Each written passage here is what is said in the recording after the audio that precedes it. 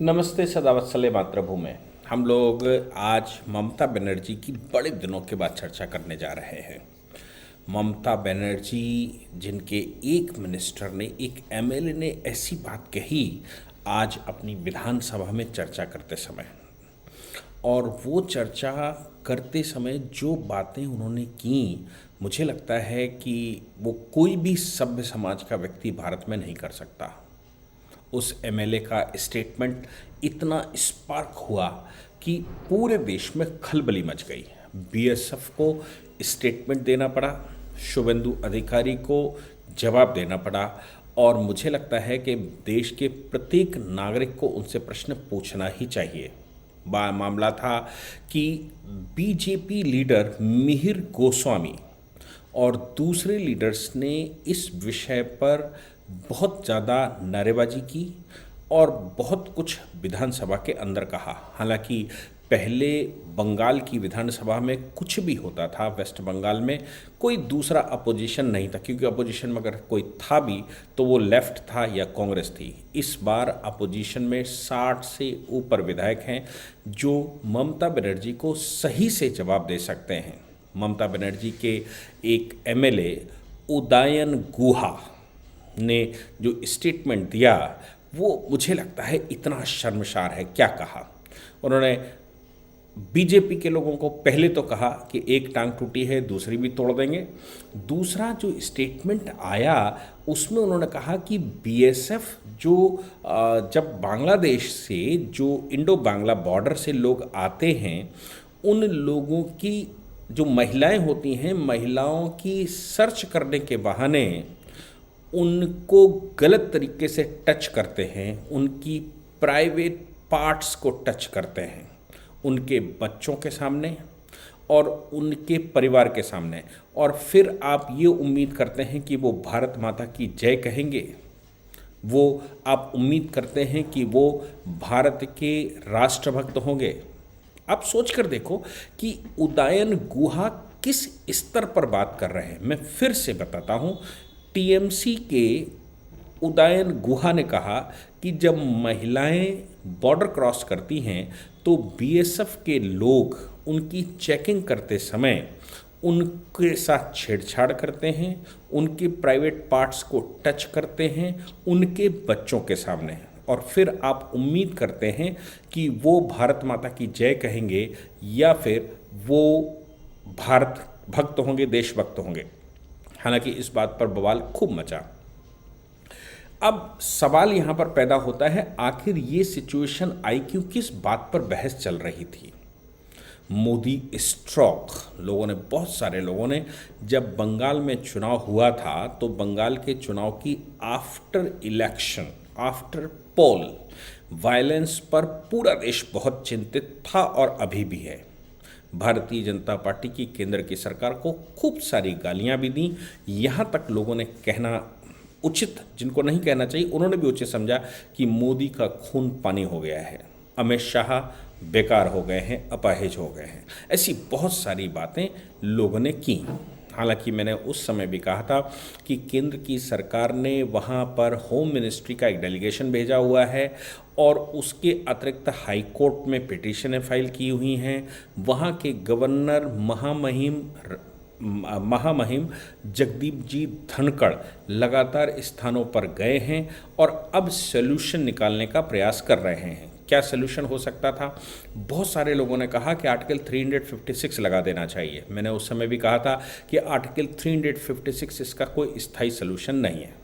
स्थायी सॉल्यूशन के रूप में मैंने उस समय बताया था कि या तो स्टेट को 3 हिस्सों में बांट दीजिए, या फिर दूसरा सॉल्यूशन मैंने बताया था कि आप जिन डिस्ट्रिक्ट्स में इस तरह की घटनाएं हुई, या जिन 2 डिस्ट्रिक्ट्स में या 3 डिस्ट्रिक्ट्स में जो हमले हुए हैं, उन स्थानों, उन जगहों को आप शेड्यूल्ड एरिया घोषित कर दीजिए। जैसे दार्जिलिंग शेड्यूल्ड एरिया है, दार्जिलिंग के बारे में मैं आपको बताऊं कि वेस्ट बंगाल के अंदर ही है, लेकिन दार्जिलिंग में हिंसा होने की वजह से या दार्जिलिंग के चारों ओर बॉर्डर होने की वजह से दार्जिलिंग को शेड्यूल्ड एरिया केंद्र सरकार ने घोषित करके रखा है और दार्जिलिंग में बीएसएफ का बोलबाला है, होम मिनिस्ट्री उसको कंट्रोल करती है, यानी कि उसके लॉ एंड ऑर्डर की सिचुएशन या व्यवस्था होम मिनिस्ट्री की है। केवल राज्य सरकार के पास एक काम है और वो है वहाँ डेवलपमेंट का, जैसे दिल्ली की तरह ही दार्जिलिंग की सिचुएशन है। दिल्ली का मतलब कि लॉ एंड ऑर्डर स्टेट केंद्र के पास है, पुलिस केंद्र के पास है, होम मिनिस्ट्री उसको कंट्रोल करती है, बस राज्य सरकार डेवलपमेंट का काम करने के लिए खुली हुई है, वो डेवलपमेंट का काम करे। नतीजा दिल्ली में भी आप देखते ही होंगे कि केजरीवाल किस प्रकार से फड़फड़ा के चिल्लाते हैं। हालांकि ये बात सर्वमान्य है कि अगर दिल्ली की लॉ एंड ऑर्डर या पुलिस की व्यवस्था केजरीवाल के पास होती तो आप सोच सकते हैं कि दिल्ली कितनी सुरक्षित हो सकती थी। अब सवाल यहाँ पर पैदा होता है कि आर्टिकल 356 लगाकर राज्य की पूरी सरकार कब्जे में ले लीजिए और फिर आपको चुनाव करवाना ही पड़ेगा, क्योंकि 356 या फिर मैं चुनाव आयोग की बात करूं तो वहां पर कहीं पर भी सरकार भंग होने के 6 महीने के अंदर आपको चुनाव करवाना अनिवार्य है। और फिर से चुनाव होकर आता तो फिर से चुनाव होने पर ममता बनर्जी फिर जीत कर आती और फिर हिंसा और भयंकर होती। आपके पास सलूशन क्या था?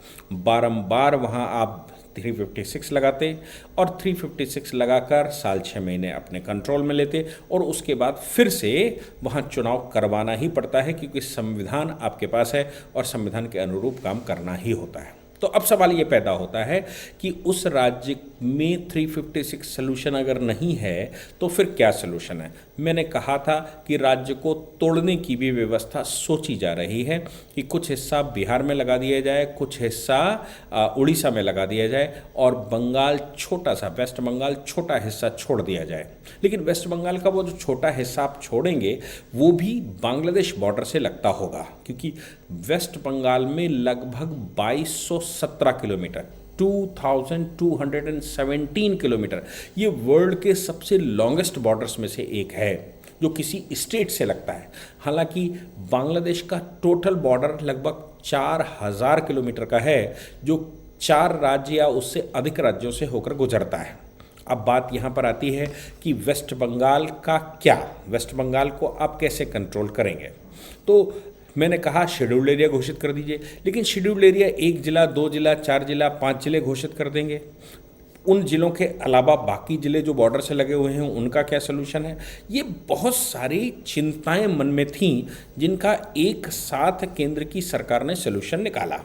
उन्होंने बीएसएफ का जुरिडिक्शन बढ़ा दिया।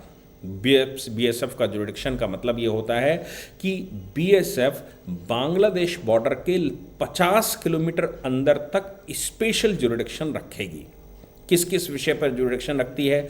बांग्लादेश के बॉर्डर से 50 किलोमीटर के अंदर सरकार यानी कि बीएसएफ वहाँ सर्च करने का राइट रखती है, सीज करने का राइट रखती है, पासपोर्ट एक्ट के तहत काम करने का राइट रखती है, passport act, entry in India को लेकर, फॉरेनर्स एक्ट को लेकर, सिटीजनशिप एक्ट को लेकर, सीआरपीसी के भी कुछ राइट उसको दिए जाते हैं और एनडीपीएस जो नारकोटिक ड्रग्स का मामला रहता है उसमें भी बीएसएफ को राइट दिए जाते हैं। यानी कि वहाँ लोकल पुलिस के होते हुए भी BSF border security force supersede करेगी और इन क्षेत्रों में, इन जगहों पर वो पूरा कवर करेगी।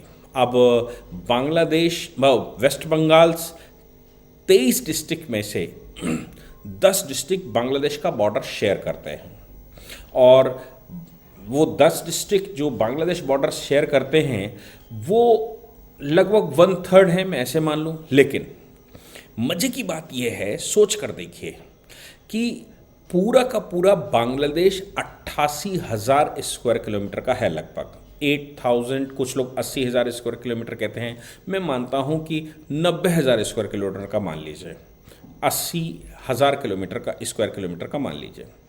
और बांग्लादेश का बॉर्डर जो वेस्ट बंगाल से लगता है वो 2217 किलोमीटर का मान लीजिए। मैं उसको 216 किलोमीटर हटा देता हूँ, 2000 किलोमीटर मान लीजिए। 2000 किलोमीटर के बॉर्डर से 50 किलोमीटर अंदर, यानी कि 2000 में 50 का गुणा अगर आप करेंगे तो आप समझ सकते हैं वो 1 लाख किलोमीटर से 1 लाख स्क्वायर किलोमीटर से ऊपर होता है, जबकि बांग्लादेश का टोटल क्षेत्रफल 1 लाख स्क्वायर किलोमीटर नहीं है। मैं जो कहना चाहता हूं वो आप समझ ही रहे होंगे, क्योंकि बांग्लादेश का इंटरनेशनल बॉर्डर कुछ मतलब जो वेस्ट बंगाल से लगता है कुछ डिस्ट्रिक्ट्स में 5 किलोमीटर, 10 किलोमीटर, 20 किलोमीटर लगता है। एक आध डिस्ट्रिक्ट जो बीच के हैं उनमें जरूर वो 300, कोलकाता सबसे दूर मैं मानकर चलूं तो कोलकाता में भी बांग्लादेश का कुछ हिस्से का बॉर्डर 138 किलोमीटर, 128 किलोमीटर लगता है और कुछ दूसरे हिस्सों से वो 300 साढ़े 300 किलोमीटर लगता है। तो जिन हिस्सों से 128 किलोमीटर लगता है, यानी कि बांग्लादेश के बॉर्डर से 50 किलोमीटर अंदर आते हैं तो कोलकाता से 70 किलोमीटर दूर से बीएसएफ का जुरिडिक्शन लगना शुरू हो जाता है। अब कुछ ऐसे डिस्ट्रिक्ट्स हैं जो पूरे के पूरे डिस्ट्रिक्ट ही बीएसएफ के कब्जे में हो जाएंगे। और जैसे मैं कहूँ, क्योंकि एक पट्टी है, आप बांग्लादेश बॉर्डर को देखेंगे वेस्ट बंगाल से तो आपको एक पतली सी पट्टी दिखाई पड़ेगी। ऊपर से वो पट्टी चलती चली जाती है और ऐसे एक ऐसा निशान बनाती है और ऐसे कवर होते हुए आती है और नीचे को जाती है। बीच बाहर के कुछ डिस्ट्रिक्ट्स में अगर कहूँ कि रह जाते हैं, जैसे जो बिहार से लगते हैं, जो झारखंड से लगते हैं, उन 5-7 डिस्ट्रिक्ट्स को छोड़कर सभी डिस्ट्रिक्ट्स लगभग पूरे बीएसएफ के कंट्रोल में आ जाते हैं। बीएसएफ वहाँ जो पासपोर्ट एक्ट का मतलब होता है कि जिन लोगों के पास इलीगल इमिग्रेशन होता है, जो लोग इलीगल इमिग्रेशन करेंगे बंगाल के अंदर, या जो लोग वेस्ट बंगाल के अंदर किसी भी तरह इन प्रकार भारत के नागरिक नहीं हैं, वो आएंगे या वहाँ इलीगल एक्टिविटीज़ करेंगे, ड्रग्स की तस्करी करेंगे, हथियारों की तस्करी करेंगे, या वैलिड पासपोर्ट नहीं रखेंगे, या भारत का आधार कार्ड तो बहुत सारे फर्जी भी बन जाते हैं, लेकिन जो डॉक्यूमेंट्स हैं उनका क्रॉस वेरिफिकेशन करने का राइट अगर किसी को होगा तो वो बीएसएफ को होगा। लोकल पुलिस केवल आपसी झगड़ों के जुरिडिक्शन देखेगी, लोकल पुलिस वहाँ लॉ एंड ऑर्डर मेंटेन करने का काम करेगी, लेकिन सर्च और सीज के राइट बीएसएफ के पास होंगे। आप सोच सकते हैं कि वेस्ट बंगाल, मैं कहूँ मोर देन 50% डिफंक्ट हो गया। ममता दीदी का वहाँ केवल डेवलपमेंट एजेंडा चल सकता है। ममता दीदी का इलीगल इंक्रोचमेंट, इलीगल लोगों की एंट्री, उनको स्थान देना, उनको सब कुछ देने का नहीं हो सकता है। इससे पहले ये 15 किलोमीटर का बीएसएफ का जुरिडिक्शन लगता था बहुत सारे प्रदेशों में।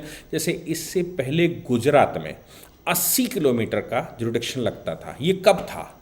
80 किलोमीटर का जुरिडिक्शन जब नरेंद्र मोदी सरकार थी और केंद्र में सोनिया गांधी की सरकार थी, तब बीएसएफ के कंट्रोल में उस समय गुजरात रखा गया था। आप सोच सकते हैं कि गुजरात पाकिस्तान बॉर्डर से 80 किलोमीटर के अंदर, यानी कि आधे से ऊपर का गुजरात पर बीएसएफ बैठी थी। लेकिन उस समय नरेंद्र मोदी सरकार ने ये फैसला किया था कि बीएसएफ हमारे देश के लिए अच्छा है।